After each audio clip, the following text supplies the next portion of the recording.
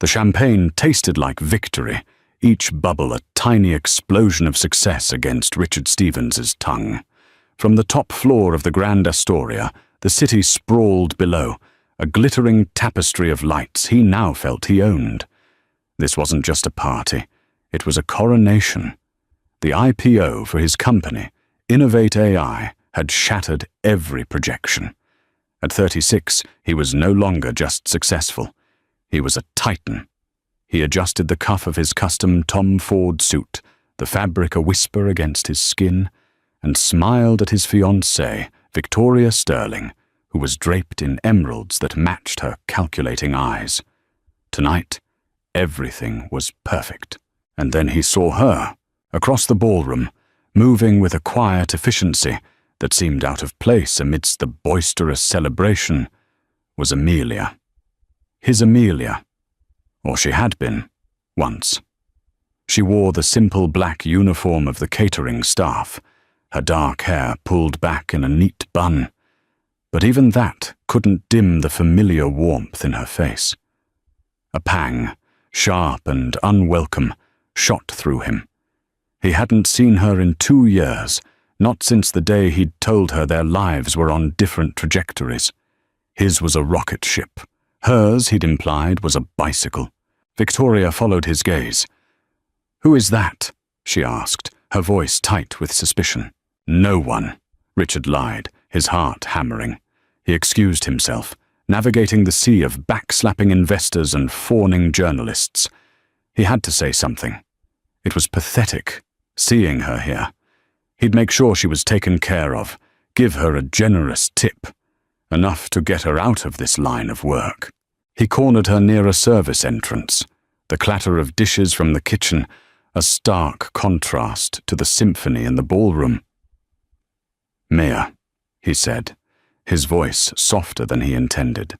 She turned, and her eyes, the color of warm honey, met his. There was no surprise, just a weary recognition. "Richard, what are you doing here?" he asked, trying to keep the pity from his tone. "I mean, working here?" A small, sad smile touched her lips. "Someone has to feed the new kings of the world." He fumbled for his wallet, the black leather suddenly feeling vulgar in his hand. "Listen, let me help you. I can—" He stopped. His eyes fell from her face, down the simple black dress to the gentle, unmistakable swell of her abdomen. She was pregnant. The air left his lungs in a rush, the triumphant roar of the party fading to a dull hum. The timeline, a cruel and instant calculation, clicked into place in his brilliant mind. The baby. It could be his. She saw the realization dawn on his face. Her hand went to her belly in a protective gesture, and her expression hardened, the vulnerability replaced by a steel he'd never seen in her before. "Don't you dare, Richard," she said, her voice low and trembling with a quiet fury. "Don't you dare think for 1 second you can just write a check for this." She turned, but before she disappeared into the kitchen, she delivered the final blow. "And for the record, I'm not just a caterer. I own the company." The penthouse apartment felt less like a home and more like a showroom.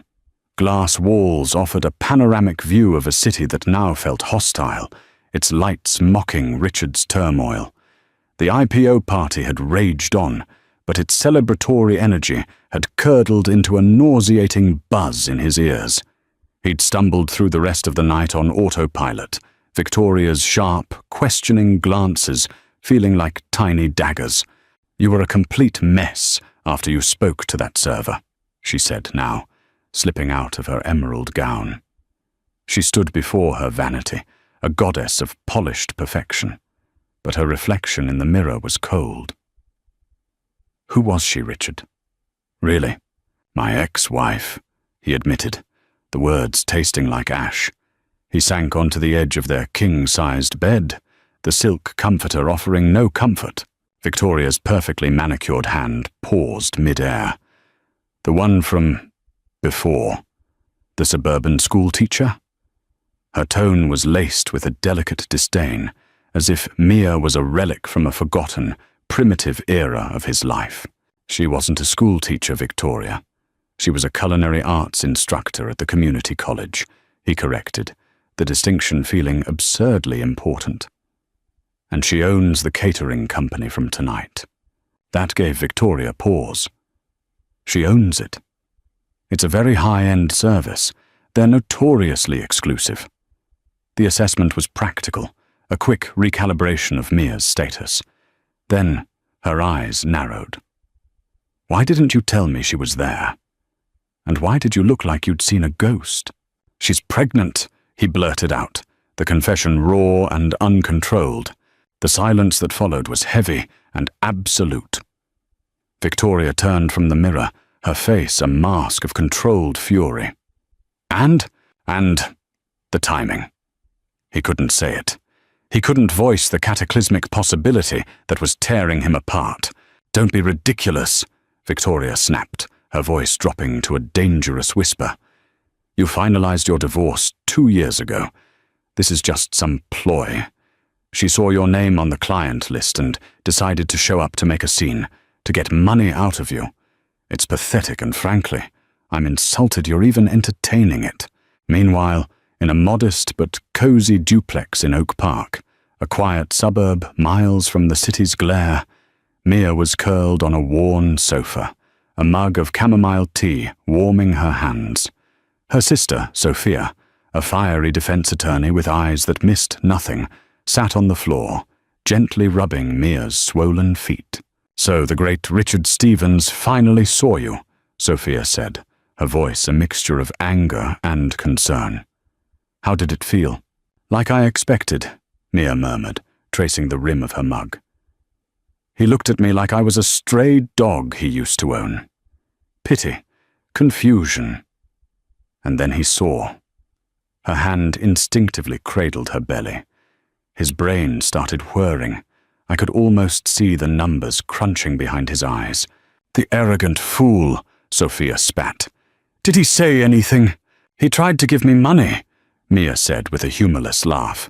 A tip, to help me out. Sophia stopped rubbing her feet and looked up, her expression thunderous. He what? I swear, Mia, let me at him. I will file a paternity suit so fast his stock will drop back to zero. No, Mia said firmly. Not yet. This has to be on my terms. For 2 years, he's lived in his world, and I've built mine. He doesn't get to come crashing back in just because his conscience is pricking him. This isn't about his guilt. It's about my baby. She looked at her sister, her exhaustion evident, but her resolve unwavering. He thought I was the caterer. He was right, in a way. I catered his grand celebration. But he has no idea what the main course is going to be. Back in the sterile silence of the penthouse, Richard's phone buzzed.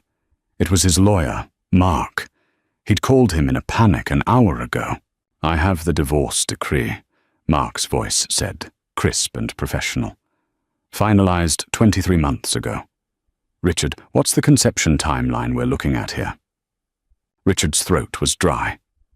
He did the math again. The last time. The bitter, final, grief-stricken night they had spent together. A foolish attempt to find closure that had only ripped the wound open wider. It had been just before the papers were officially filed. 24 months ago. Mark, Richard said, his voice barely a whisper. Get a team ready. We have a problem. A 9-month, life-altering problem that he had arrogantly and completely ignored. 3 days later, a courier delivered a thick manila envelope to the front porch of Mia's duplex. It didn't come from a law firm, but from a discreet, high-end private service used by the city's elite to handle sensitive matters. Sophia, who had stayed over, snatched it from the welcome mat as if it were a venomous snake. Let me guess, she said, tearing it open with barely controlled rage. A generous offer from the desk of Richard Stevens. Inside was a sheaf of documents, thick and intimidating, bound in a navy blue folder embossed with the logo of a top-tier family law practice. The lead document was a letter, not from Richard, but from his attorney, Mark Fletcher.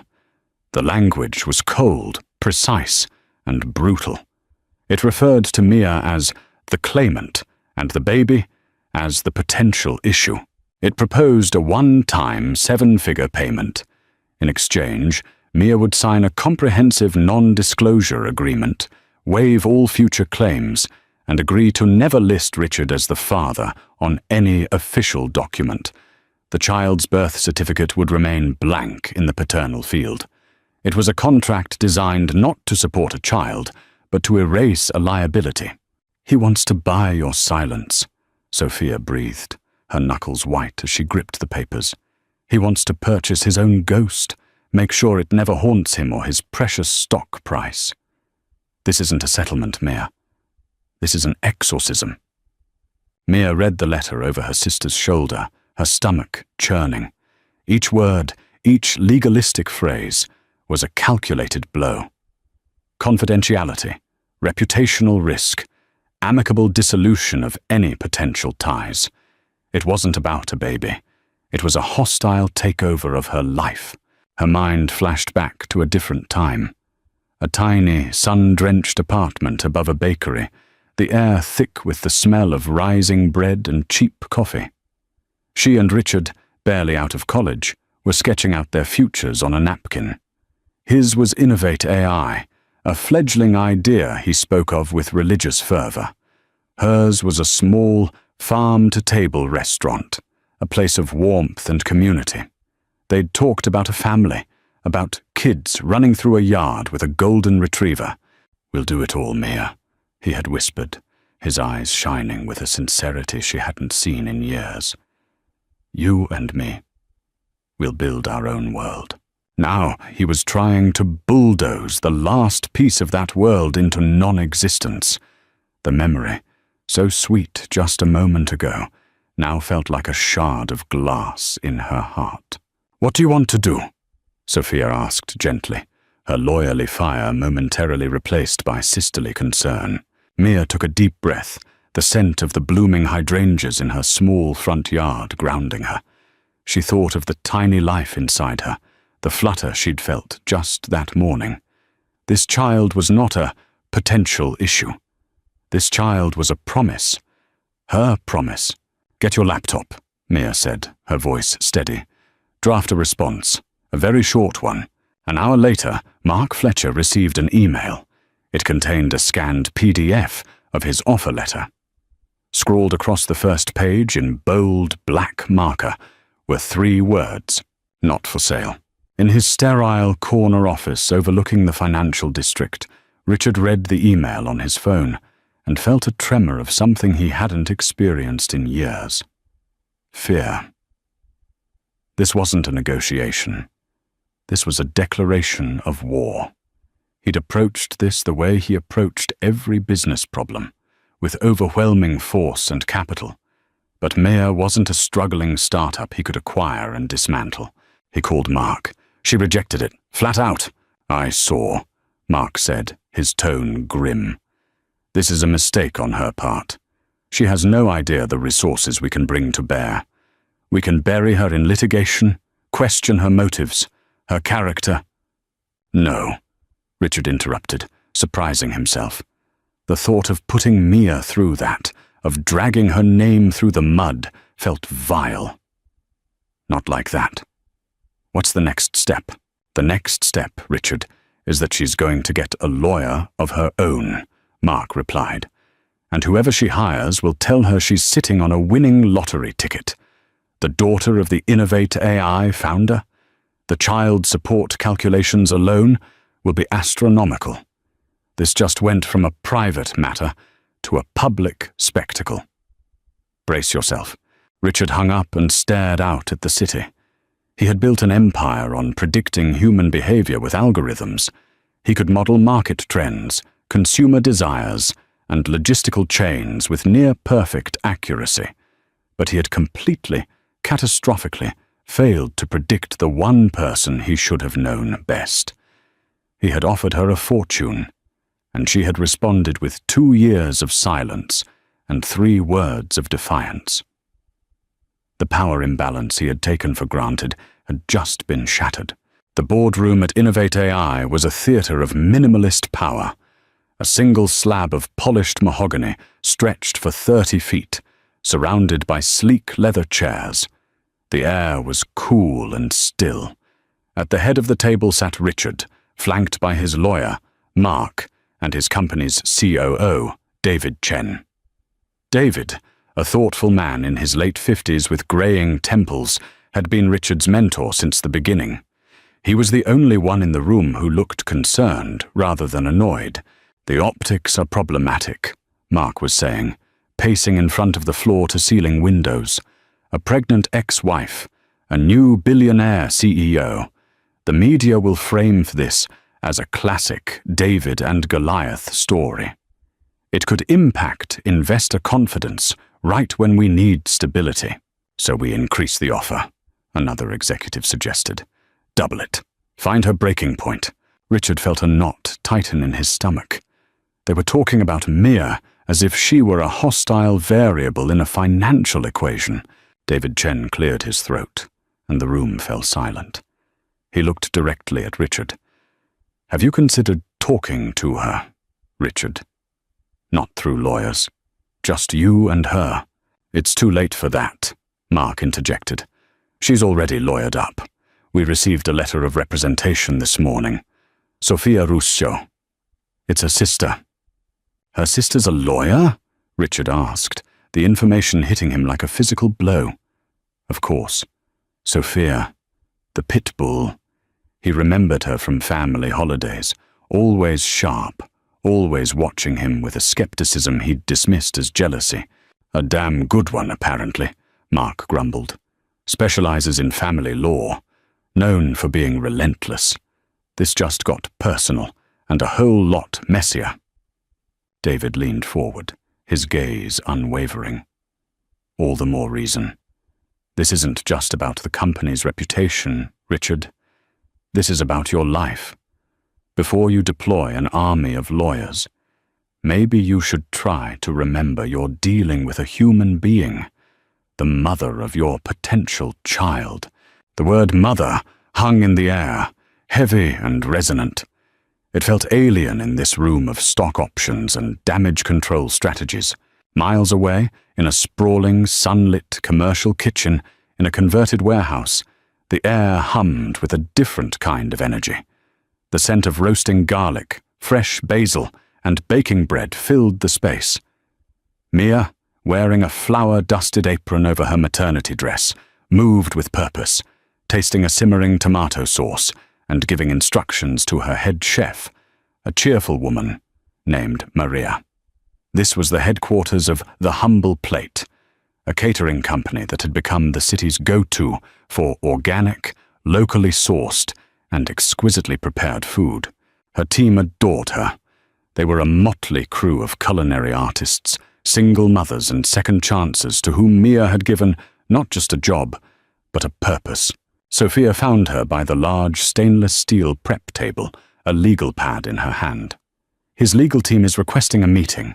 They want to discuss an amicable path forward." "Amicable," Mia snorted, wiping her hands on a towel. "Is that what they call it when they try to buy your child's identity?" "I told them we'd meet, but on our turf," Sophia said, a predatory gleam in her eye. "I want them to see this, to see you. I don't want them thinking you're some desperate woman in a tiny apartment. This is your empire, Mia. It's time he saw it." Mia looked around her bustling kitchen. The laughter, the focused energy, the sheer life of it all. She had built this from nothing. After the divorce, after Richard had told her she lacked ambition, she'd poured every ounce of her grief and rage into the business plan they had once drafted on a napkin. He had forgotten it, but she had not. It was her revenge, a quiet, delicious success story he knew nothing about. "Do you remember why we called it The Humble Plate, Soph?" Mia asked, her voice soft. Sophia nodded. Because you said that no matter how fancy the event, everything comes back to the simple, honest ingredients. That true value isn't in the price tag, but in the care you put into it. He's forgotten that, Mia said, her gaze distant. He thinks value is a number on a stock ticker. He's surrounded by people who tell him he can buy anything. A company, a fiancé, a solution to a problem like me. She placed a hand on her belly. But some things aren't for sale. Some things you have to earn. The contrast was stark. In the silent, air-conditioned boardroom, men in expensive suits strategized about how to contain a problem. In the warm, vibrant kitchen, women in aprons created, nurtured, and prepared for a fight, not with money, but with something far more powerful. The simple, undeniable truth. The story broke, not with a bang, but with a whisper. A single, impeccably sourced item in a high society gossip column. Innovate AI's newly minted billionaire CEO, Richard Stevens, may be facing some personal headwinds following his celebratory IPO gala. Sources say a ghost from his past has reappeared, and she didn't come empty-handed. It was vague, but it was enough. The stock, which had been on a steady climb, dipped 2 points. It was a minor fluctuation, but it sent a shockwave through Richard's carefully constructed world. His phone began to ring incessantly. Investors, board members, journalists, all asking questions he couldn't answer. The pressure began to show. At a tense dinner with Victoria and her parents at their sprawling suburban mansion, the atmosphere was glacial. Her father, a silver-haired patriarch who ran an old money investment firm, looked at Richard over the rim of his wineglass with undisguised disapproval. A scandal of this nature, right after going public. It's sloppy, Richard, he said, dabbing his mouth with a linen napkin. It suggests a lack of control. The market doesn't like surprises. Victoria, who had been unnervingly quiet, finally spoke. It's being handled, Daddy. Richard's lawyers are taking care of it. Her voice was brittle, her smile a painted-on grimace. Later that night, back in the penthouse, the facade crumbled completely. This is a nightmare, Richard, she hissed, tearing off the diamond bracelet her father had given her. My friends are texting me, asking if I know anything. I'm being humiliated. You need to make this woman go away. Pay her whatever she wants. I don't care. Just get her out of our lives. It's not that simple, Victoria, he said, running a hand through his already disheveled hair. She's not just some opportunist. This is Mia. Oh, Mia, she mocked, her voice dripping with venom. The sainted first wife from your humble past. The one who apparently couldn't keep up with you. Well, it seems she's found a way to catch up now, hasn't she? A baby is the oldest trick in the book. A cold clarity washed over Richard. He looked at Victoria, truly looked at her, and saw past the beauty and the social grace to the transactional core of their relationship. She hadn't asked if he was okay. She hadn't asked about the child. Her concern was singular, how this complication affected her status, her wedding, her future as Mrs. Victoria Sterling Stevens. His world wasn't a partnership, it was an accessory she wore. I need some air, he said, grabbing his car keys.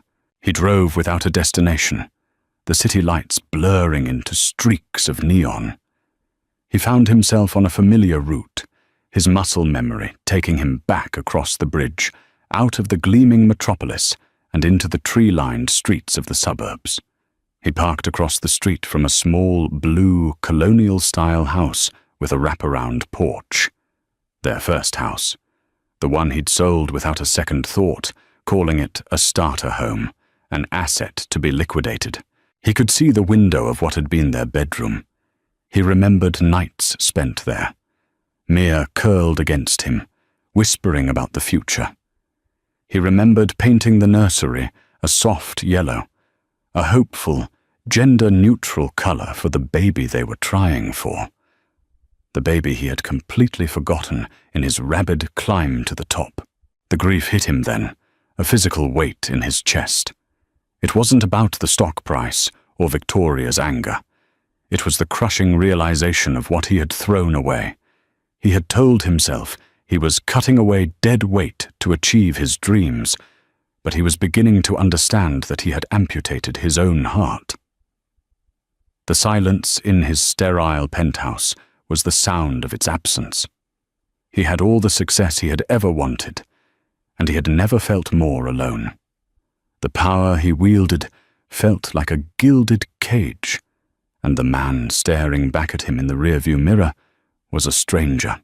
Driven by a desperate impulse he couldn't explain, Richard bypassed his lawyers and drove directly to Mia's duplex the next morning. He needed to see her, to speak to her, without the filter of legal threats and corporate strategy. He found her in the front yard, kneeling in a patch of dirt, carefully planting pansies. Her movements were slow and deliberate, her pregnancy more pronounced in the soft morning light. She looked up as his car door shut, her expression immediately wary. She rose slowly, brushing the soil from her hands. "What are you doing here, Richard?" Her voice was flat, devoid of emotion. I needed to talk to you," he stammered, feeling like a clumsy intruder in her peaceful world. "Without the lawyers, there's nothing to say that our lawyers can't," she replied, not inviting him in. She stood her ground on the small lawn, a silent guardian of her home. "Isn't there?" he pushed, his desperation making him reckless. "Mia, why didn't you tell me? Why hide this for so long, only to show up at my gala? Was this the plan all along? To wait until I was at my most successful, my most public, and then strike?" The accusation was ugly, born of Victoria's poisonous whispers and his own panicked ego. Mia's face, which had been so carefully neutral, hardened into a mask of pure, undiluted pain. A humorless, heartbreaking laugh escaped her lips. "You think this was a plan?" she said, her voice trembling. "You think I have spent the last 2 years of my life plotting to strike you? My God, you really have no idea." She took a step closer, and for the first time, he saw the deep, settled exhaustion in her eyes. This wasn't anger. It was a grief so profound it had become a part of her. "Let me tell you about the plan, Richard," she said, her voice dropping to a raw whisper. "The plan was to tell you the good news over a special dinner. I had it all set up. I'd just come from the doctor. I had the positive test in my purse, the first one after a year of trying and heartbreak." Richard's blood ran cold. He searched his memory, a frantic scramble through the archives of his ambition. "The day you left me," she continued, her voice breaking, "was the day after I found out I was pregnant. I came home, ready to tell you that our dream was finally coming true. But you were already on the phone, pacing in the living room. You were celebrating. Your first round of major seed funding had just come through." The memory slammed into him. The call, the euphoria, the feeling that he was finally escaping his small life. "I waited for you to get off the phone." Mia's voice was barely audible now, thick with unshed tears. "And when you finally did, you wouldn't even look at me. You just said, 'Mia, we need to talk.' You told me you were going to the top, and you needed to travel light. You said you had to cut away the dead weight to succeed. Cut away the dead weight." His own words, so callous and cruel, came back to condemn him. "I tried to tell you, Richard," she whispered, a single tear finally tracing a path through the dirt on her cheek. "My hand was on my purse, on the test result. But you were already gone. You were looking right through me, at a future that I wasn't in. You said I didn't have your ambition, that I was content with a small life. You made me feel like I was an anchor holding you down. So I let you go, and I let you believe you were cutting away dead weight. The world tilted on its axis. He had built his entire narrative of their breakup on a lie he'd told himself, that he had outgrown her. The truth was infinitely more horrific. He hadn't just left his wife, he had abandoned her at the most vulnerable, most joyful moment of her life, and he had been so consumed by his own ambition he hadn't even noticed. He stumbled back, leaning against his car for support, the polished metal cold against his back. The air was thick with the scent of pansies and freshly turned earth, but all he could smell was the smoke of his incinerated life. I was the dead weight, Richard, she said, her hand resting on the swell of her belly. Both of us. The sterile, wood-paneled courtroom felt like a universe away from Mia's sun-drenched garden. The preliminary hearing wasn't about custody or visitation yet. It was a formal petition to establish paternity and temporary support. It should have been a straightforward affair, but Richard's legal team, led by Mark Fletcher, had decided to play hardball, filing a motion to question Mia's timeline and motives. Richard sat beside Mark at the plaintiff's table, feeling like a fraud in his perfectly tailored suit. Across the aisle, Mia sat with Sophia, her posture erect, her gaze fixed on the judge. She looked serene, but Richard could see the subtle tension in her hands, clasped protectively over her belly. Mark's opening statement was a masterclass in veiled insinuation. He painted a picture of a woman who had remained silent for nearly 2 years, only to surface at a moment of peak publicity.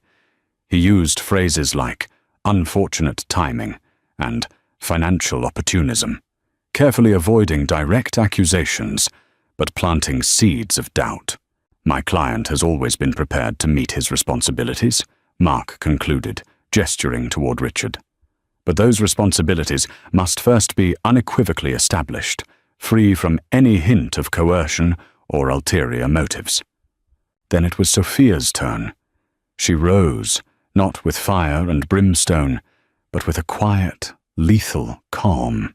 "Your Honor," she began, her voice clear and steady. "Mr. Stevens's counsel speaks of unfortunate timing. Let's talk about timing. Let's talk about the timing of my sister finding out she was carrying his child the very day before Mr. Stevens informed her she was dead weight in his quest for success.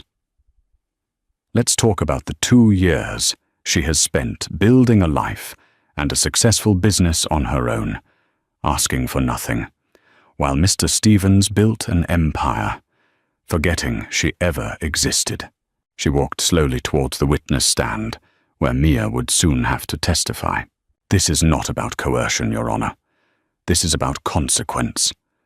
For 2 years, my sister shielded Mr. Stevens from the consequences of his actions, not out of malice, but to protect herself and her child from the very man who saw them as a liability.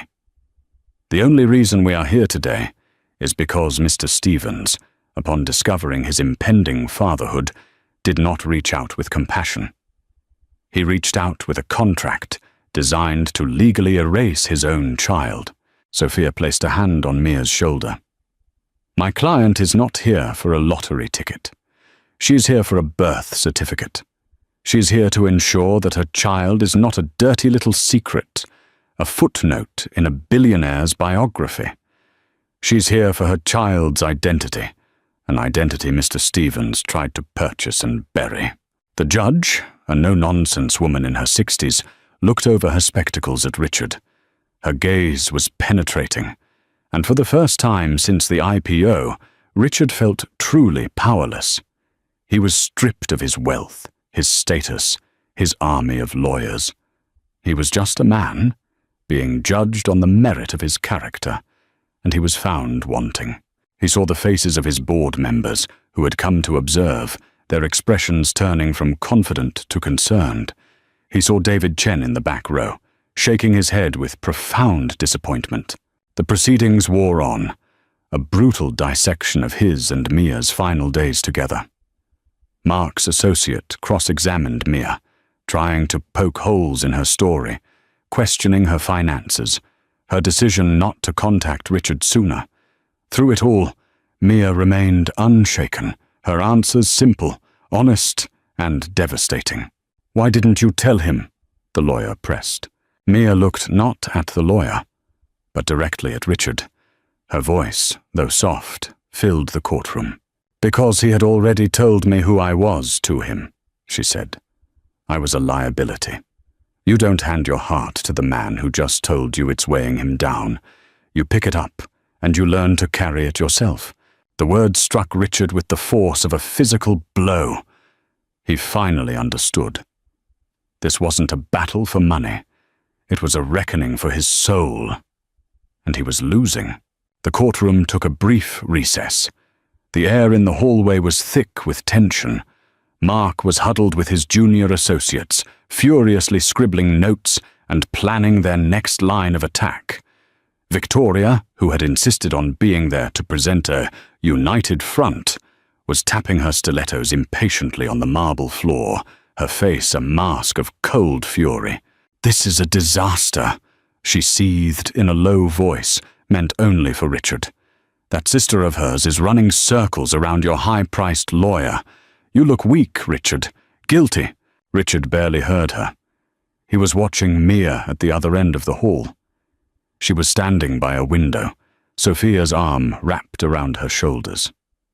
She looked tired, drained by the ordeal, but she also looked unbreakable. He saw the strength he had once mistaken for a lack of ambition.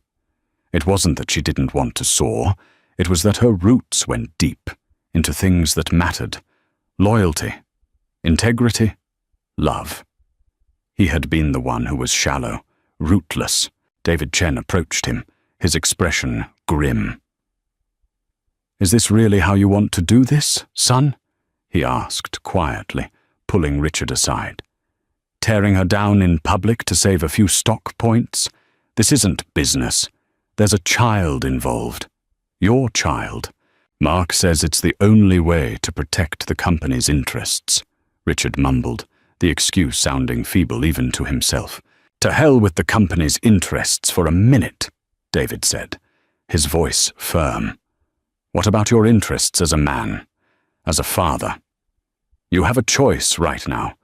You can continue down this path and win a legal battle but lose everything that matters. Or you can stop. Just stop." David's words, coupled with the image of Mia by the window, acted like a key, turning in a lock Richard hadn't known was rusted shut. He looked at Victoria, with her perfectly calculated beauty and her all-consuming concern for appearances. He looked at Mark, with his talk of optics and damage control, and he realized they were all part of the gilded cage he had built for himself. When the judge reconvened the session, Mark stood up, ready to call his next witness, a private investigator hired to dig into Mia's life. "Mr. Fletcher," the judge said, "please proceed." As Mark opened his mouth to speak, Richard stood up. "Your Honor." Mark shot him a panicked look. "Richard, sit down." Richard ignored him. He walked to the center of the courtroom, standing alone between the two tables. He felt the weight of every eye on him.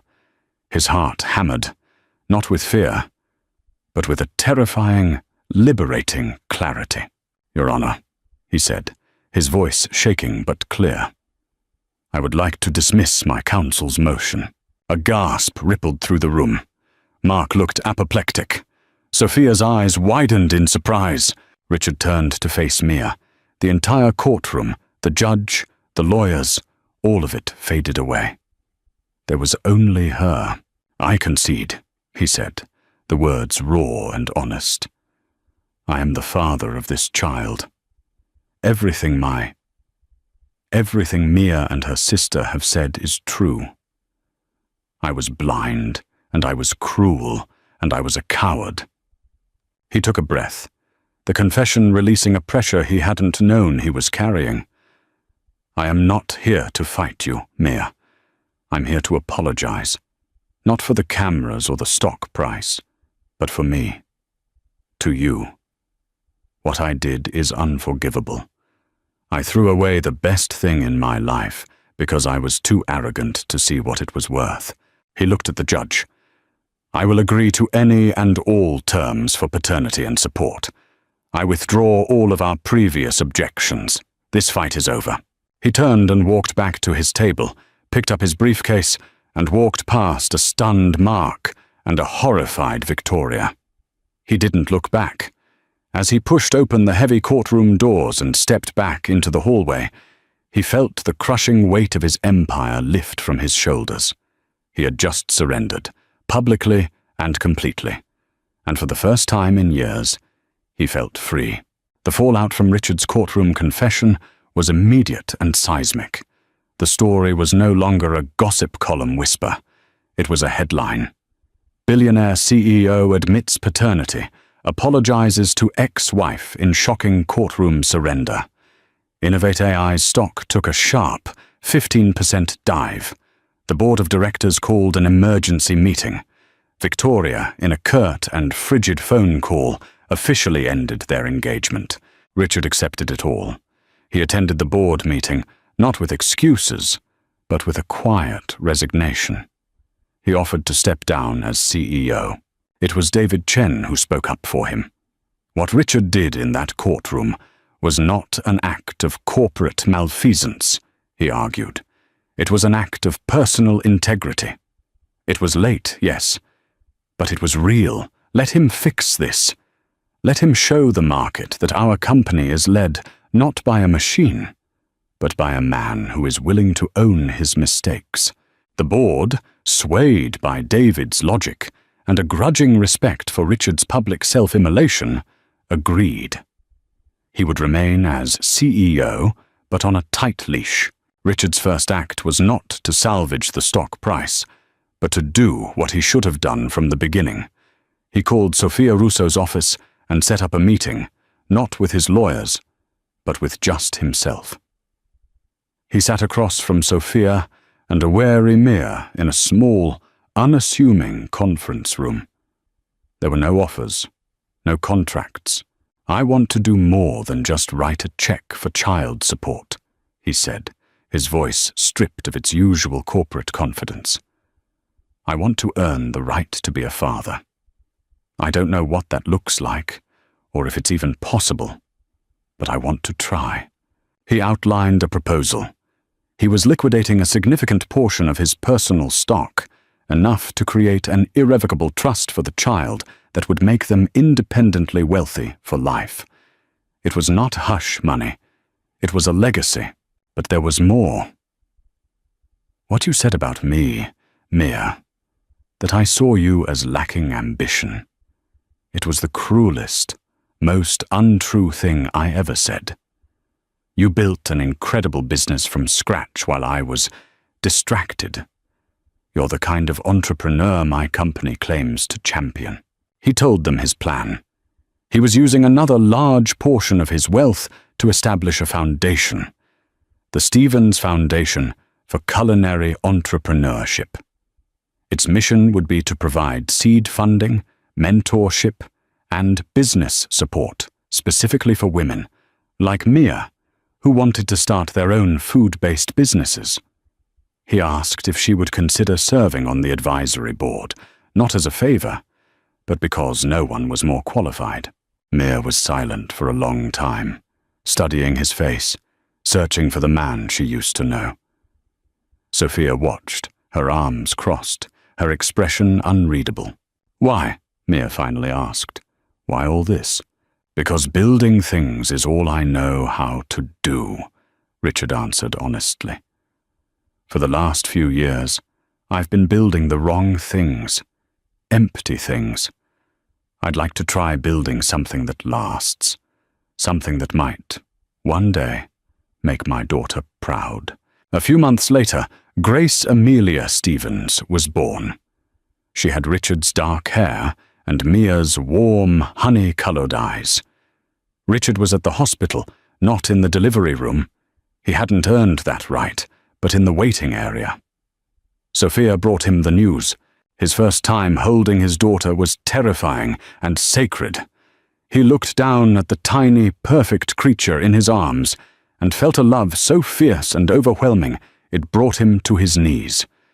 He understood, in that moment, that this tiny baby was his redemption. She was not a complication or a liability. She was a foundation stone for a new life, one built not on stock prices and success, but on something real and true. He had a lot of work to do, a lifetime of trust to earn, but for the first time, he knew he was building something that mattered. 2 years flew by in a blur of diapers, board meetings, and tentative steps toward a new kind of family. Richard's life was unrecognizable from the one he'd led in the penthouse. He had moved into a modest townhouse in Oak Park, just a few blocks from Mir. He was still the CEO of Innovate AI, but his leadership style had changed. He was more empathetic, more grounded, more human. The company, after the initial shock, had rebounded stronger than ever, its story now one of redemption and corporate responsibility. The Stevens Foundation was a resounding success, having already helped launch a dozen women-led businesses across the state. Mia, as a guiding voice on its board, had found a new passion in mentoring others. Her own company, The Humble Plate, had expanded, and she was now a celebrated figure in the city's culinary scene. They weren't a couple in the traditional sense. The romantic trust had been too profoundly broken for that. But they were partners.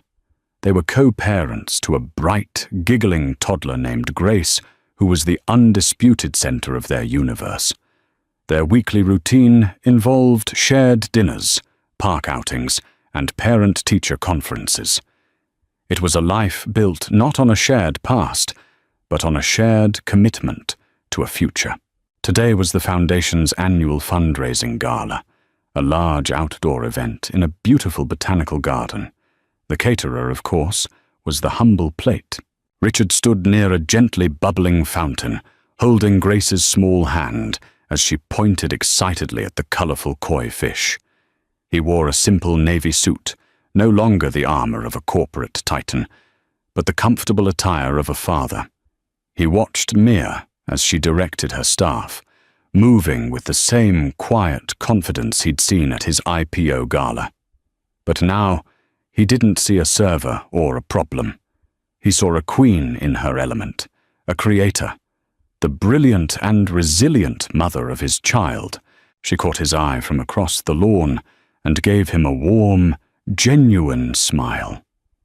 It was a smile that held no bitterness, only a shared history and a peaceful present.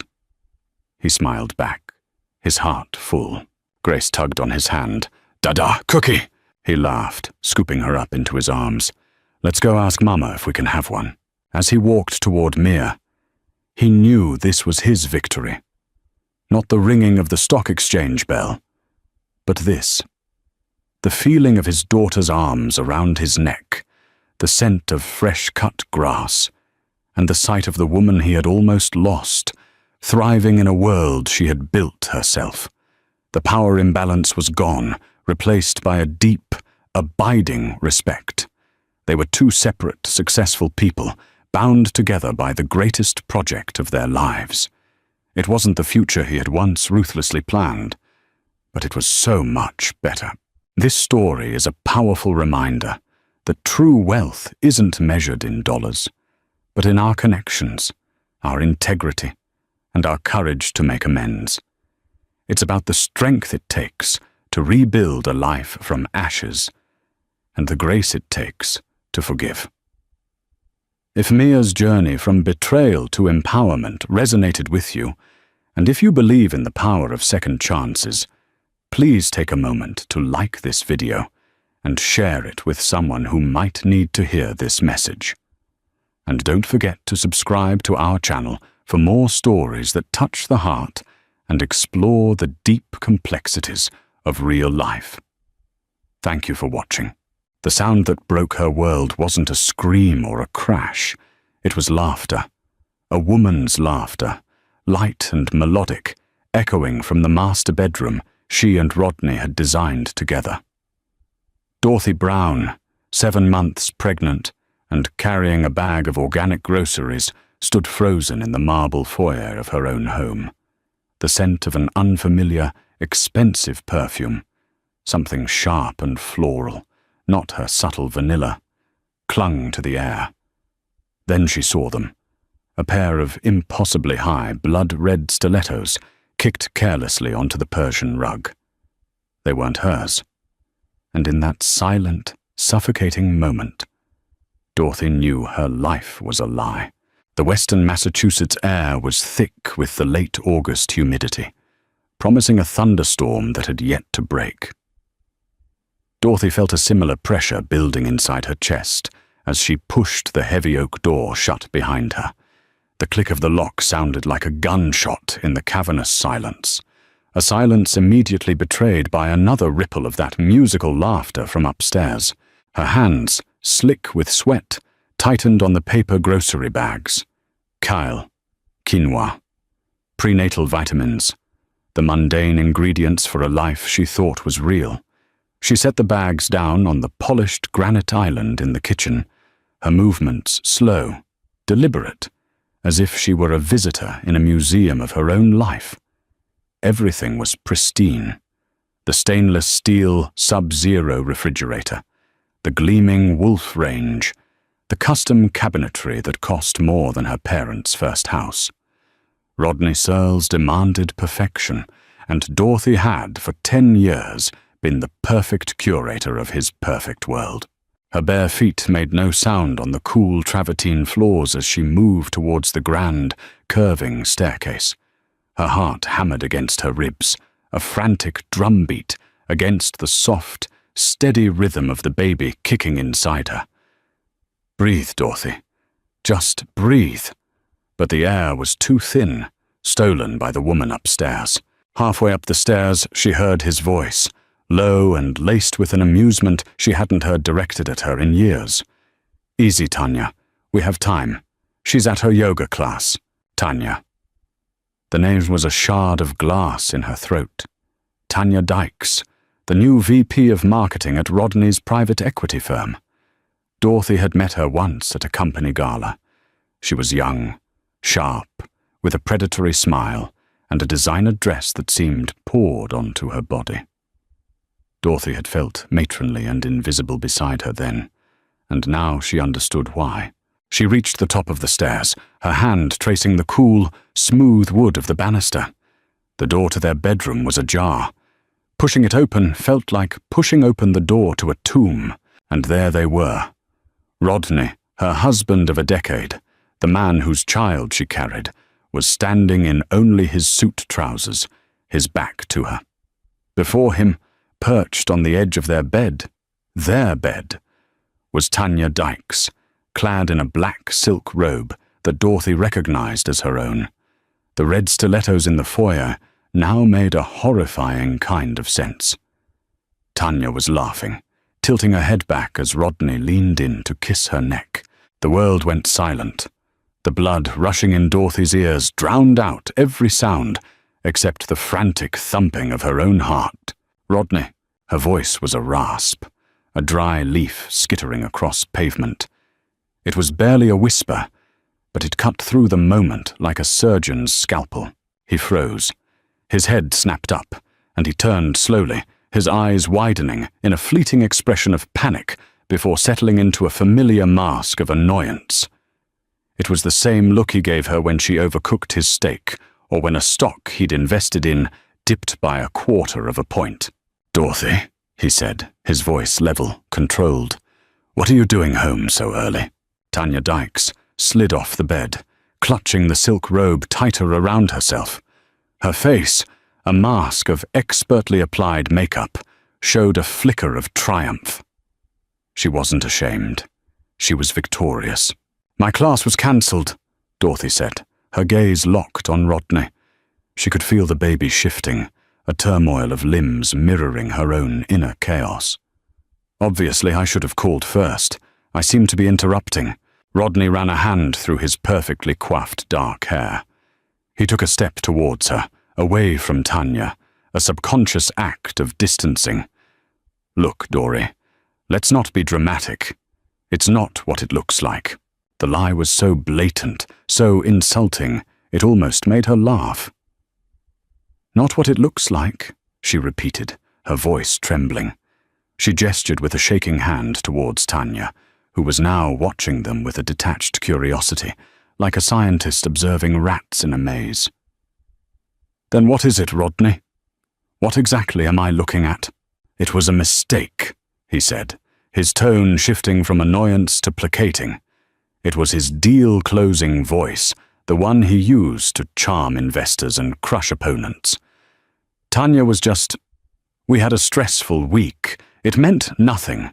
It meant enough for her to be wearing my robe in our bed. Dorothy shot back, a surge of adrenaline cutting through the shock. Tanya finally spoke, her voice smooth as polished stone. Maybe you should go, Dorothy. Give him some space to think. The sheer audacity of it stole Dorothy's breath. To be told to leave her own home by the woman sleeping with her husband. Dorothy's gaze swung to her. You will not speak to me. You will get your things, and you will get out of my house. Rodney stepped in between them. Enough. Dorothy, calm down. You're pregnant. You can't get this worked up.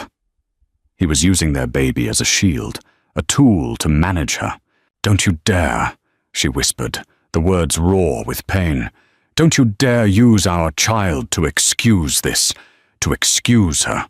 It's a fling, Dorothy. It happens. He finally exploded, his frustration boiling over. The charming facade cracked, revealing the ugly entitlement beneath.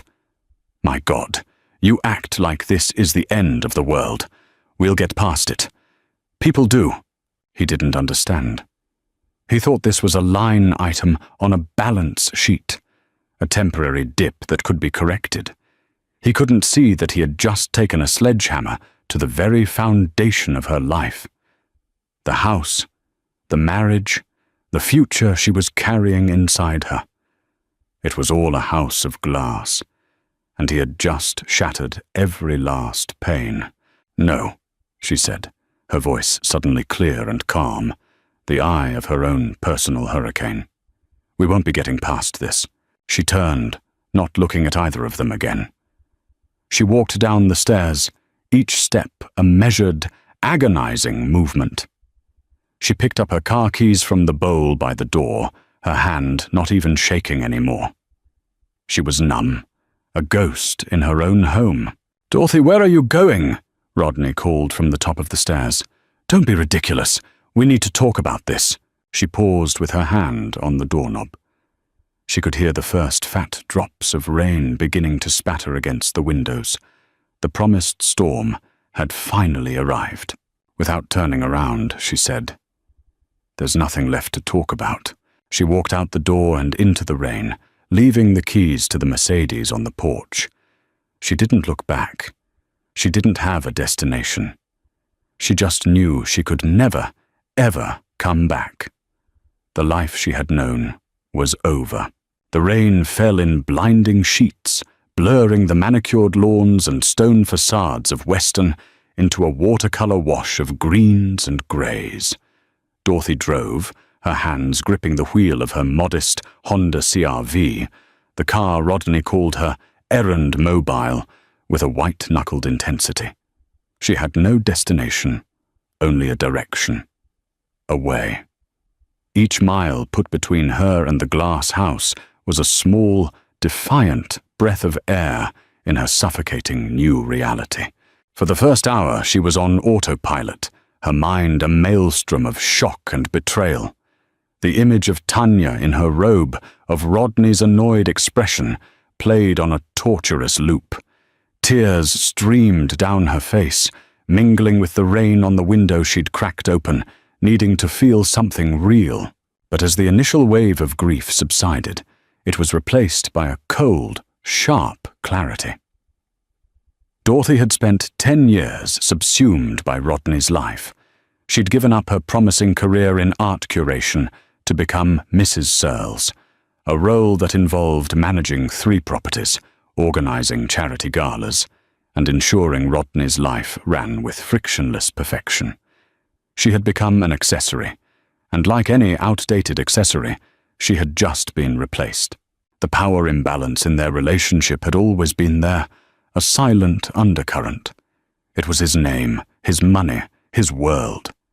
She had simply been allowed to live in it. Now, cast out, she felt a terrifying, dizzying sense of freedom. He thought she was just a dramatic, hormonal pregnant woman who would drive around the block, cry it out, and come home, ready to talk. He was wrong. Her mind, once occupied with guest lists and dinner menus, began to work with a long, dormant, strategic precision. She pulled into a rest stop on the Mass Pike, the car engine ticking in the sudden quiet. She took out her iPhone, Rodney's face smiling back at her from the lock screen. A photo from Italy last summer. A lie. With a trembling finger, she powered it down. Then she opened the glove compartment and removed a small, cheap burner phone she'd bought months ago. It wasn't that she had expected this exact scenario, but she had seen the small signs of Rodney's growing detachment, his late nights, at the office, the scent of that same perfume on his suit jacket weeks ago, which he'd dismissed as someone from work. A quiet, nagging instinct had told her to prepare a lifeline, a small act of self-preservation.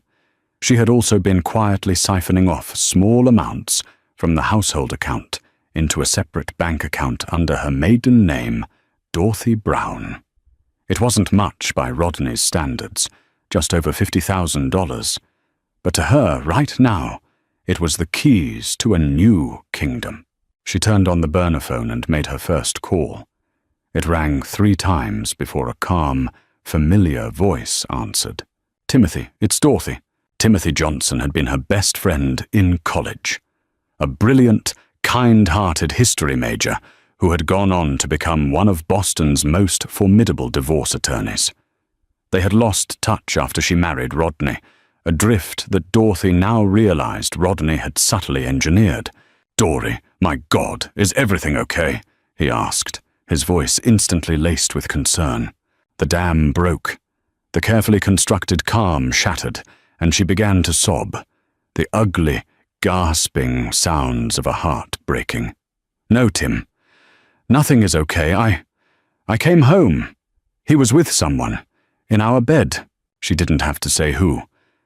Timothy was silent for a moment, letting her cry.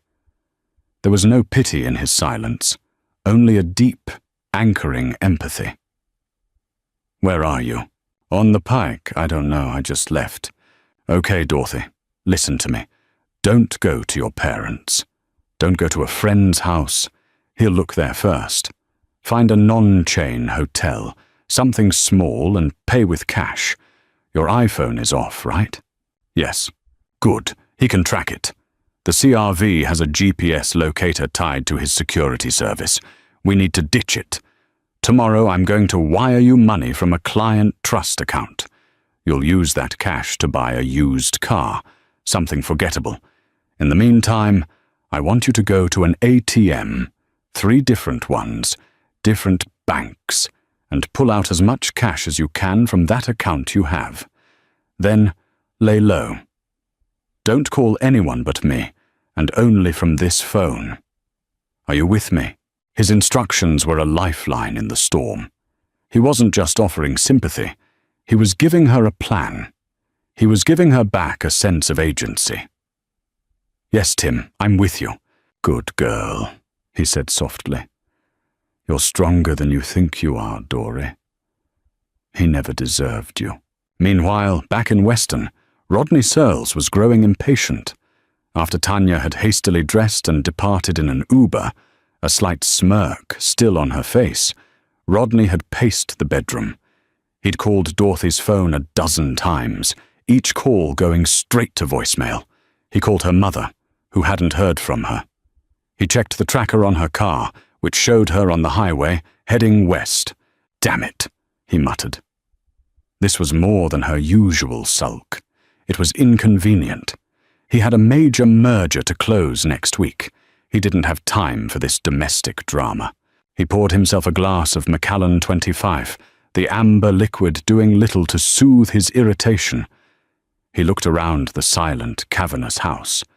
Dorothy's presence was everywhere, in the fresh flowers on the mantel, the curated art on the walls, the stack of baby-name books on the nightstand. Her absence was a void, and it unnerved him. He believed, with the unshakable arrogance of a man who had never truly faced consequences, that this was a negotiation. She was raising the stakes. She would eventually call, demand apologies, a ridiculously expensive piece of jewelry, a trip to Paris. He would capitulate, she would come home, and things would return to normal. He would just have to be more careful with Tanya in the future. He sent her a text message, confident it would eventually be delivered. "Dory, this is insane. Come home. We need to be adults about this. Think about the baby." He had no idea that the Dorothy he was texting no longer existed. Miles away, in a dingy motel room smelling of stale cigarettes and disinfectant, the Dorothy was methodically erasing herself. She withdrew cash, her face obscured by a hoodie. She used the motel's spotty Wi-Fi on a burner laptop to close all her social media accounts. She was a ghost, a phantom. She lay on the lumpy bed, one hand resting protectively on her swollen belly. The baby kicked, a gentle reminder of the life that was wholly hers, the one thing Rodney couldn't touch, couldn't control, couldn't devalue. He thought he had taken everything from her. But as she lay there in the anonymous dark, Dorothy Brown realized she had nothing left to lose. And that made her, for the first time in a very long time, powerful. 3 months passed. The fiery chaos of that August afternoon settled into the quiet embers of a cold, determined resolve. Rodney's initial annoyance had morphed into a simmering rage. Dorothy had not come home. She had not called. The text messages and voicemails, first placating, then demanding, then threatening, went unanswered. Her credit cards were unused. Her bank account was untouched after the initial cash withdrawals. She had vanished as completely as smoke. He hired a private investigator, a former cop with a bulldog face and a hefty price tag. The man, named Peterson, found the abandoned CR-V in a long-term parking lot at a bus station in Albany, New York. The trail went cold there. Peterson assured Rodney that women like Dorothy always surfaced. "They need money, Mr. Searles. They get lonely. They make a mistake.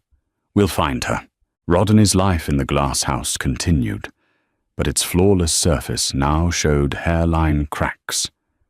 Tanya Dykes had moved in, her vibrant, modern possessions clashing with Dorothy's classic, understated taste. She filled the closets with her designer clothes and the bathrooms with her expensive perfumes, but her presence felt like a performance. The light, musical laughter that had once seemed so seductive now grated on Rodney's nerves. She was always on, ambitious, demanding, constantly angling for a more permanent position, for the ring, for the title of the next Mrs. Searles. She was a transaction, and Rodney was beginning to feel he'd made a bad deal. The comfortable, seamless ease Dorothy had provided was gone, replaced by a constant, low-level tension. Far from the brittle opulence of Weston, Dorothy Brown was breathing again. She had driven the used 2012 Toyota Camry she'd bought with cash to Asheville, North Carolina, a city nestled in the misty Blue Ridge Mountains. She rented a small, furnished 2-bedroom apartment under her maiden name, paid the first 6 months' rent in cash, and introduced herself to her neighbors as Dana, a writer on a quiet retreat. Her life was simple, anonymous, and her own. She spent her days walking the winding mountain trails, the crisp autumn air filling her lungs. She discovered a small, independent bookstore where she'd spend hours reading, a cup of herbal tea growing cold beside her. She joined a prenatal yoga class, not the trendy competitive studio she'd attended in Weston, but a warm, welcoming space filled with women of all shapes and sizes. Here, she wasn't Rodney Searle's wife. She was just Dorothy, a woman about to become a mother. Her second bedroom was slowly transforming into a nursery. She painted the walls a soft, buttery yellow herself, bought a simple wooden crib from a local craftsman, and knitted a small, lopsided blanket. Each object was chosen with love, not for its brand name or its ability to impress. This life was authentic in a way her old one had never been. She spoke to Timothy Johnson once a week from her burner phone. He was her anchor, her strategist. He had quietly filed for a legal separation on grounds of irreconcilable differences, serving Rodney at his office. The move was designed to protect Dorothy's maternal rights and a portion of the marital assets without revealing her location. Rodney had been blindsided.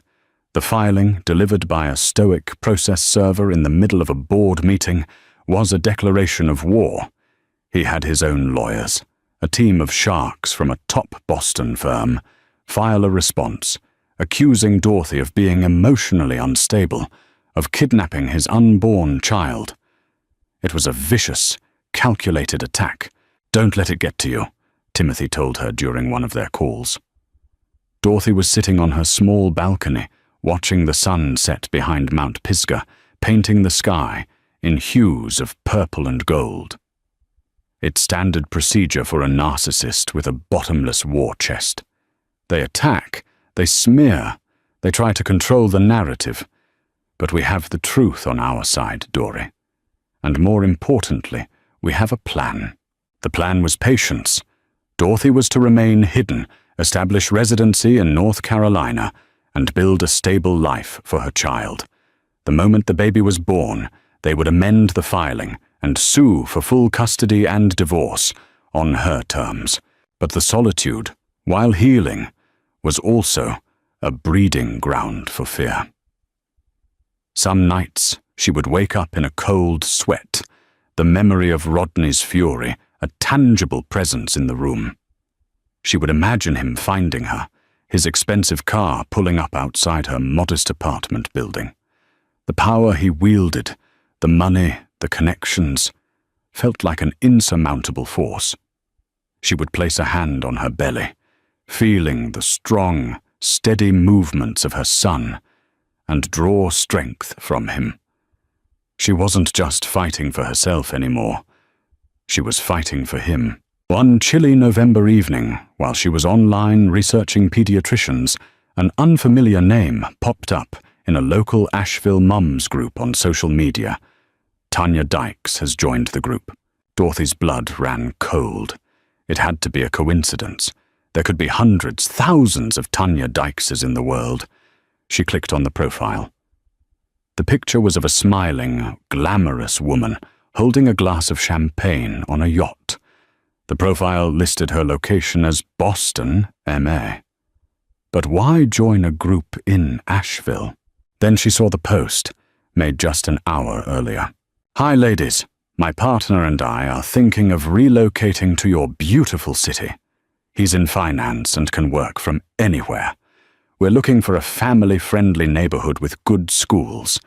TIA for any recommendations." It wasn't a coincidence. They knew. Or they were close. The PI must have found something. A digital breadcrumb, a whisper. They were hunting her.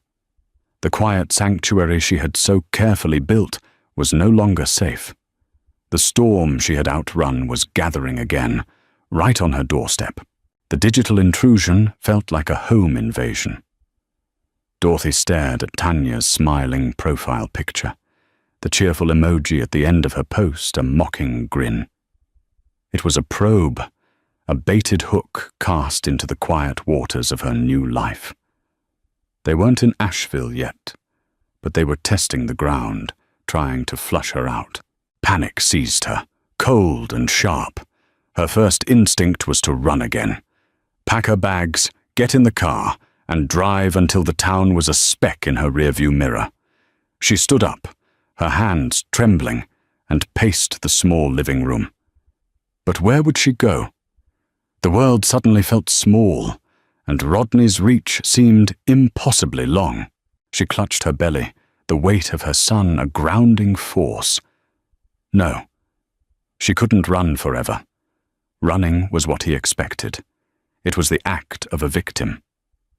She had spent the last 3 months building a life, not a hiding place. She would not let them tear it down so easily. She picked up the burner phone and called Timothy. Her voice was tight with fear as she explained what she'd found. "Okay, Dory, stay calm." Timothy's voice was steady, a rock in her sea of anxiety. "This is a tactic. They don't have your address. They probably don't even know for sure that you're in Asheville. Peterson, the PI, probably traced an IP ping or a data point to that geographic area. This is a fishing expedition. They're hoping you'll panic and make a mistake." "What do I do, Tim?" "Nothing," he said firmly. "You do absolutely nothing. You don't engage. You enhance your privacy settings, and you go about your life. But you stay vigilant. Lock your doors. Be aware of your surroundings. They've shown their hand." Now we wait. His confidence was a balm, but a seed of terror had been planted. Every unfamiliar car that drove down her street, every stranger's glance in the grocery store, felt like a threat. The peace she had found in the mountains was gone, replaced by a constant, humming dread. Back in Weston, the decision to probe Asheville had been Rodney's, born of sheer frustration. The PI, Peterson, had hit a dead end after finding the car. But a deep dive into Dorothy's old, deleted browser history had revealed searches from over a year ago for best small cities for artists and mountain town retreats. Asheville had been on the list. It was a long shot, but it was the only lead they had. "So you want me to just have your girlfriend join a mummy group?" Peterson had asked, his tone skeptical. "Mr. Surlis, that's not exactly standard procedure." "Just do it," Rodney had snapped. "Dorothy is predictable. She'll be looking for a community. She'll be nesting. If she's there, she'll see it. It might spook her into making a move." Tanya had been thrilled with the assignment. It made her feel like a partner in Rodney's quest, not just a live-in girlfriend. "Don't worry, Rod," she'd said, curling up next to him on the sofa that Dorothy had chosen. "We'll find her. And then you can finally put this all behind you, and we can move on with our life." But their life was unraveling. The novelty had worn off. Tanya's ambition, which had once seemed exciting, was now exhausting. She constantly talked about the future, marriage, a ring, their own children. She was trying to fit into Dorothy's life, but the fit was all wrong. One evening, during a tense dinner, Rodney, distracted by a business call, had unthinkingly said, "Could you pass the salt, Dory?" The silence that followed was deafening. Tanya's fork clattered onto her plate. "What did you just call me?" she asked, her voice dangerously quiet. "It was a slip of the tongue, Tanya. For God's sake." "It's been months, Rodney. She's gone. Why is she still living in your head?" Tanya stood up, her chair scraping against the floor. "I'm not her replacement. I'm not a placeholder you keep around while you obsess over your runaway pregnant wife. You need to choose. It's her or it's me." The ultimatum hung in the air. For a fleeting moment, Rodney felt an overwhelming sense of exhaustion. He was tired of Tanya, tired of the lawyers, tired of the search for Dorothy. He just wanted his quiet, orderly life back. He realized with a startling and unpleasant jolt that the peace he craved wasn't just an absence of conflict. It was the specific absence of conflict that Dorothy had so expertly managed for him. He hadn't just lost a wife. He'd lost his anchor. Weeks later, in the sterile, quiet environment of an Asheville hospital room, Dorothy's world shifted on its axis. After 12 hours of grueling labor, She gave birth to a healthy baby boy. She named him Ethan. Ethan Brown. Holding him for the first time, his tiny, wrinkled body warm against her chest, Dorothy felt a love so fierce and protective it eclipsed every other emotion. The fear, the anger, the betrayal, it all faded into the background. Looking into her son's deep blue eyes, she knew she wasn't a victim anymore. She was a mother, a warrior. The moment she was discharged from the hospital, she called Timothy. "He's here, Tim," she said, her voice thick with emotion as she gazed at Ethan sleeping in his car seat. "He's perfect. Congratulations, Dory," he said, and she could hear the genuine joy in his voice. "I'm so happy for you. Are you ready?" "Yes," she said, her voice ringing with a newfound strength. "Let's do it. Let's end this." The very next day, a process server walked into Rodney Searles' gleaming Boston office for the second time. He handed a stunned Rodney a new set of documents. They were not a response. They were an offensive, a petition for divorce on the grounds of adultery, a request for an emergency hearing to establish paternity, and sole legal and physical custody for Dorothy. Attached was a copy of Ethan Brown's birth certificate and a restraining order application, citing Rodney's increasingly aggressive behavior and use of a private investigator as harassment. Rodney stared at the papers, his face turning a dark, mottled red. The name Ethan Brown leaped off the page. Brown. She hadn't given him his name. She had erased him completely. This wasn't the frightened, emotional woman who had run out into the rain. This was a calculated strategic assault. She wasn't hiding in a corner, waiting to be found. She was on the attack. The power imbalance he had relied on his entire life had just been turned on its head.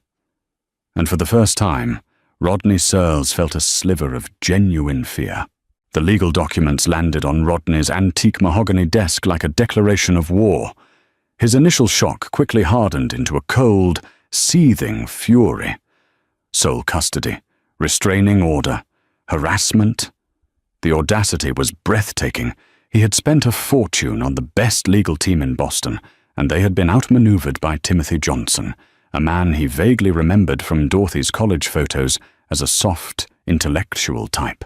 "This is an ambush," he snarled into the phone at his lead attorney, a slick corporate lawyer named Marcus Thorne.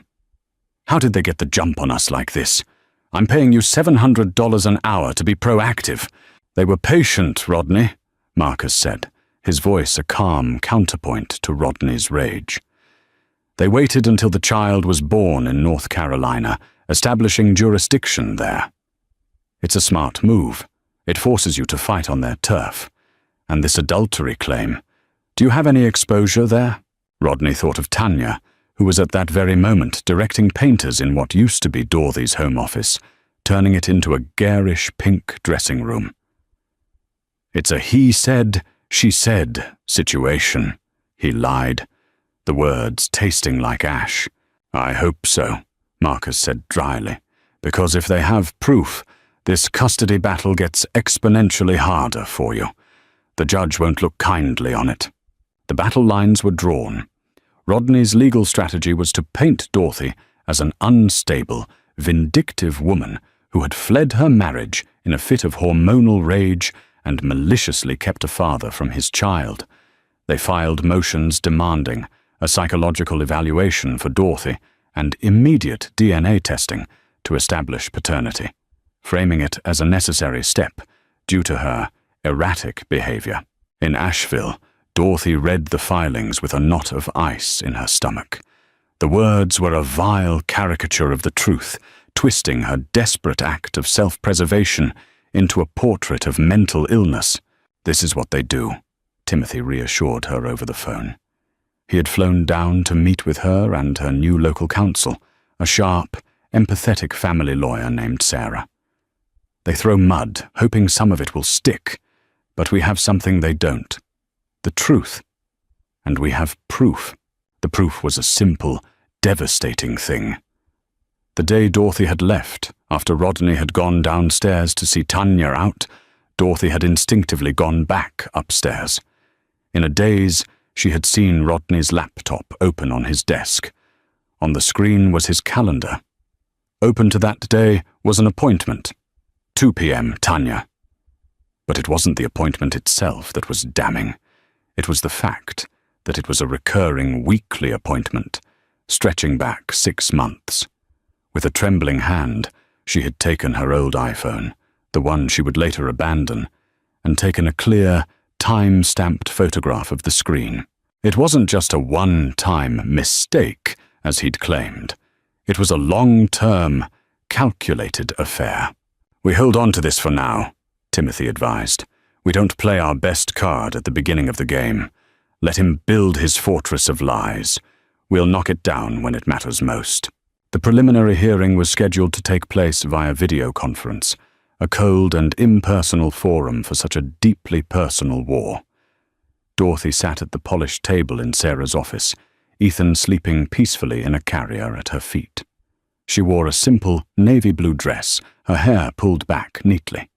She looked composed, a stark contrast to the unhinged woman described in Rodney's legal filings. On the large screen, she saw him for the first time in nearly a year. He looked thinner, his face etched with lines of stress and anger. He sat in a high-tech conference room, flanked by Marcus Thorne and 2 junior associates. He refused to look at her, his gaze fixed stonily on the judge's image at the top of the screen. The hearing was a brutal, clinical dissection of her life. Rodney's lawyer painted her as a flighty, emotional housewife who had abandoned a loving, supportive husband. They presented her disappearance as proof of her instability.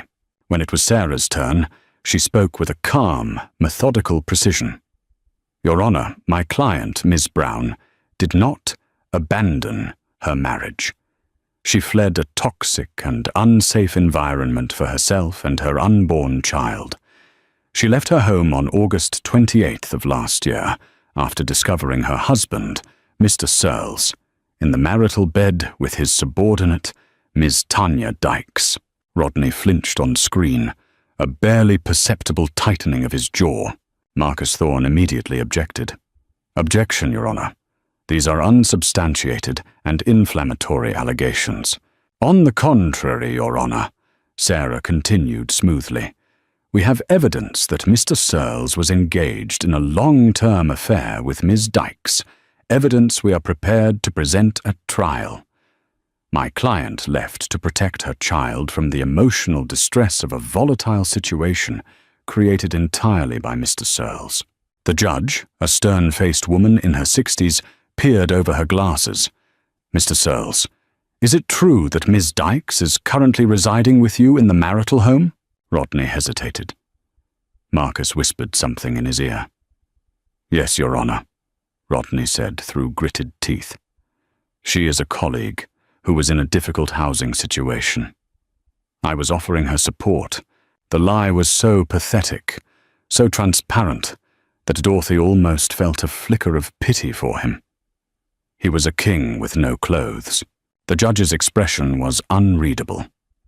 "The court orders a DNA test to confirm paternity immediately.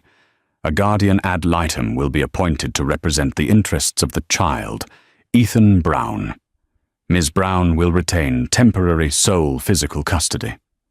Mr. Searles, given the circumstances and the distance, you are granted 2 hours of supervised virtual visitation per week. We will reconvene in 90 days to review the findings." It was a small victory, but it felt monumental. They hadn't fallen for his lies.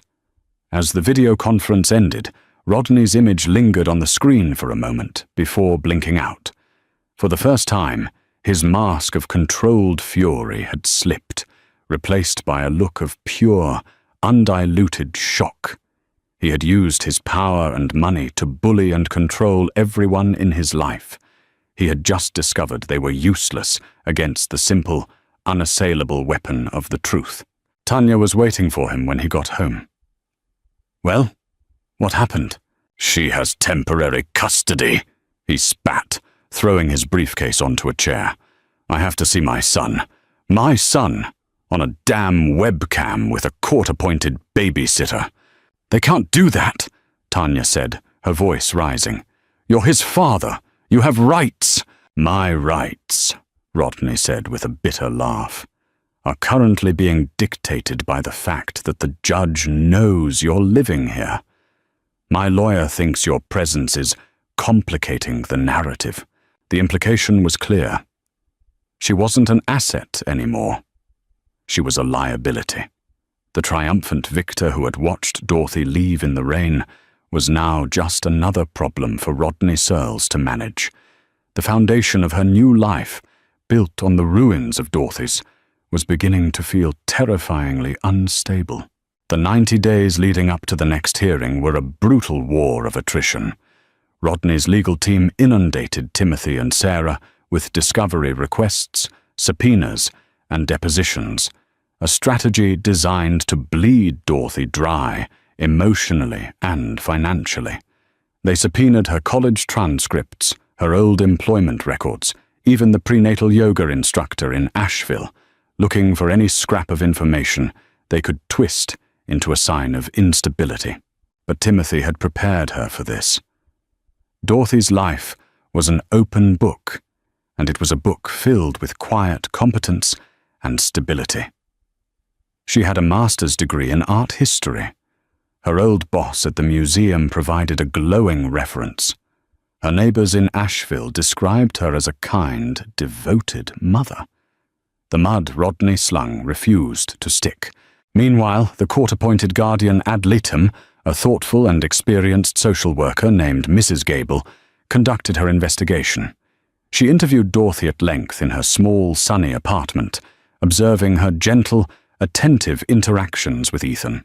The home was modest but clean, safe, and filled with love. Her video conference with Rodney was a different story. He tried to charm her, presenting himself as a heartbroken father, desperate to be a part of his son's life. But Mrs. Gable was trained to see past such performances. She noted his repeated attempts to steer the conversation toward Dorothy's faults, his dismissive language when talking about the affair, a momentary lapse in judgment, and his visible frustration when discussing the supervised virtual visits. Those visits were an agony for everyone involved. Ethan, just a few months old, would often cry or sleep through them, while Rodney sat stiffly in his office, trying to engage with a baby on a screen. "Look, Ethan, it's Daddy," he'd say, his voice hollow. Dorothy had to remain present but out of frame, her heart aching for her son, who deserved better than this sterile, court-ordered parody of a father-son relationship. Back in Weston, Rodney's world was shrinking. The legal bills were astronomical, even for him. But more damaging was the slow leak of information about his messy divorce into his professional circle. Whispers followed him at the country club and in the boardroom. A man who couldn't control his own house, his own wife, was perhaps not as infallible as he seemed.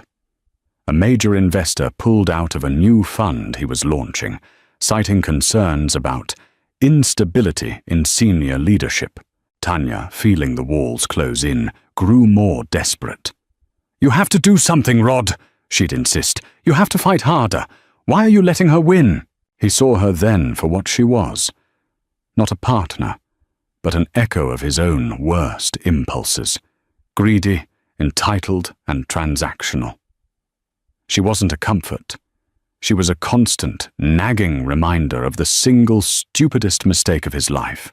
The breaking point came a week before the final hearing. Timothy called Dorothy. "It's time," he said. "We need a keystone, something to make their entire case crumble." Dorothy knew what he meant. For years, as the manager of the Searles household, she had been responsible for organizing all their financial documents for their accountant. She was meticulous, keeping digital and physical copies of everything.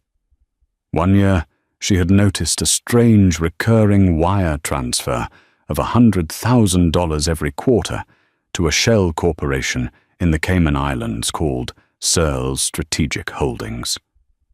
When she'd asked Rodney about it, he'd been uncharacteristically vague and angry. "It's complex investment stuff, Dory. You wouldn't understand. Don't worry about it." Sensing his agitation, she hadn't pushed.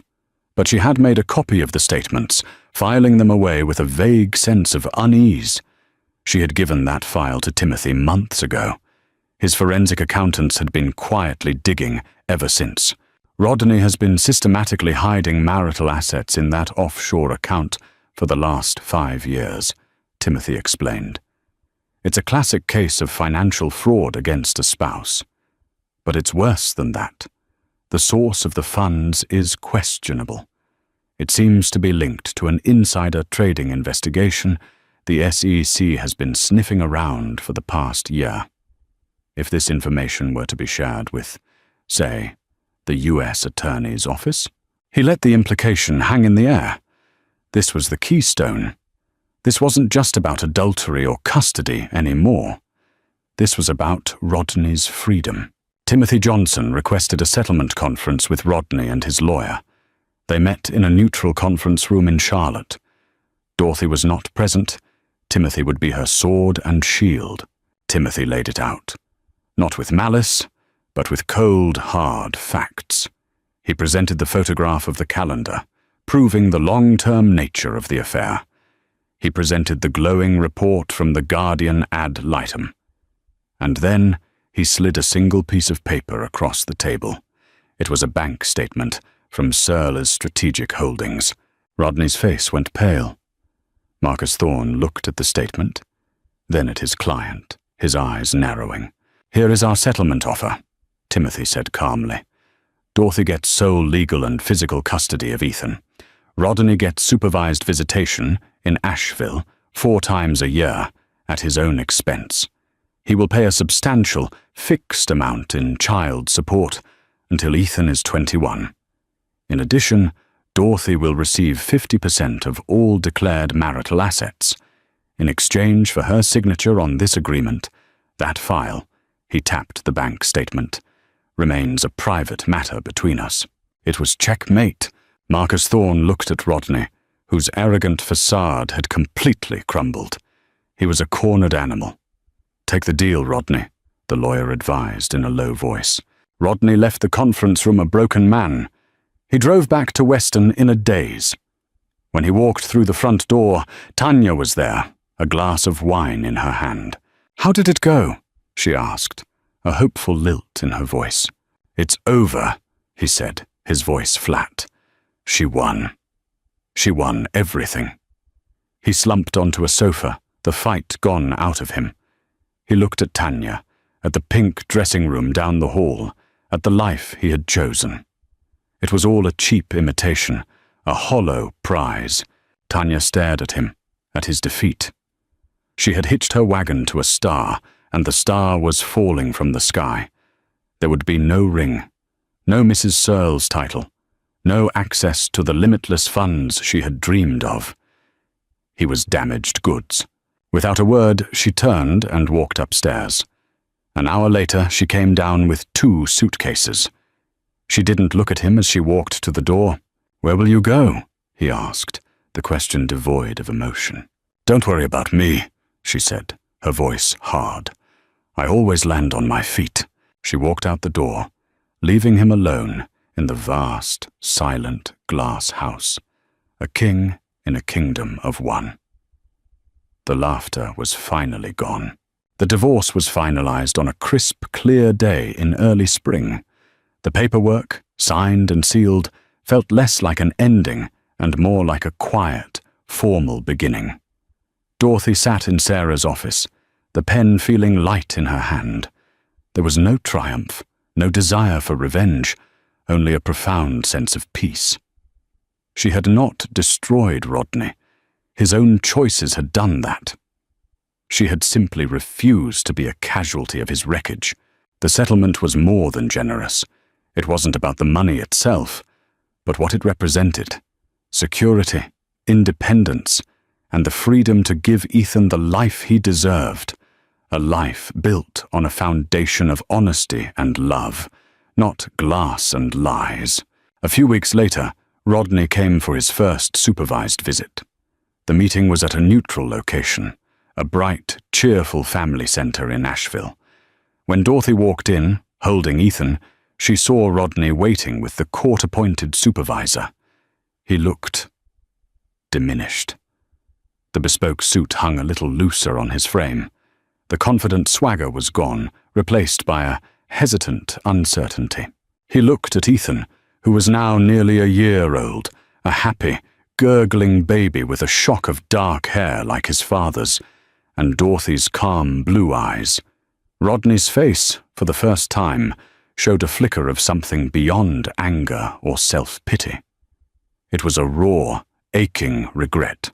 He's beautiful, Dory, he stammered, his voice thick. His name is Dorothy, she corrected him, gently but firmly. She handed Ethan over. Rodney held his son with an awkwardness that broke her heart a little. He had missed it all. The first smile, the first laugh, the sleepless nights, the tiny miraculous moments that forge the unbreakable bond between a parent and child. He was a stranger to his own son. She watched for a few minutes as he tried to play with Ethan, the supervisor looking on with a practiced, neutral expression. She saw the ghost of the man she had once loved, and the man he had become. He was no longer a monster in her mind, just a sad, flawed man who had broken the most precious things in his life. She walked over to him before she left. I hope you can be a good father to him, Rodney. He deserves that. He looked up at her, his eyes filled with a galaxy of unspoken things, apologies, questions, regrets. I know, he whispered. I'm sorry, Dorothy, for everything. The apology, when it finally came, felt distant, like a message in a bottle that had washed ashore long after the ship had sailed. She didn't need it anymore. Goodbye, Rodney, she said, and walked out into the sunshine, feeling nothing but light. Her redemption wasn't in his downfall, but in her own rise. She bought a small house with a wide porch and a view of the mountains. She started a small online art consultancy business, helping clients build their own collections. Her old passion, so long dormant, bloomed anew. Her life was filled with the quiet joys she had once craved. Ethan's laughter echoing through the house, the smell of paint and old books, the steady, comforting presence of good friends from her yoga class, the breathtaking beauty of a mountain sunset. She had walked out of the glass house with nothing but the clothes on her back and the child in her womb. She had been stripped of her name, her home, her security, but in losing everything, she had found herself. She was not Mrs. Dorothy Searles, the millionaire's wife. She was Dorothy Brown, a mother, a businesswoman, a survivor. She had faced the storm and walked out the other side, not just intact, but stronger, truer, and finally, breathtakingly free. Dorothy's story is a powerful reminder that the end of one chapter is often the beginning of a truly authentic life. She lost a marriage built on lies, but found a strength she never knew she possessed. Her journey from a shattered wife to a resilient, independent mother shows that our greatest trials can forge our greatest triumphs. It's a testament to the fact that true wealth isn't measured in dollars, but in peace, self-respect, and the courage to build a future on your own terms. What did you think of Dorothy's incredible transformation? Could you have found the strength to do what she did? Let us know in the comments below. Her story is one of betrayal, but ultimately of profound redemption and the quiet victory of a life well lived. If you were moved by her journey, please give this video a like, share it with someone who needs to hear it, and be sure to subscribe for more true-to-life stories that touch the heart. Thank you for watching.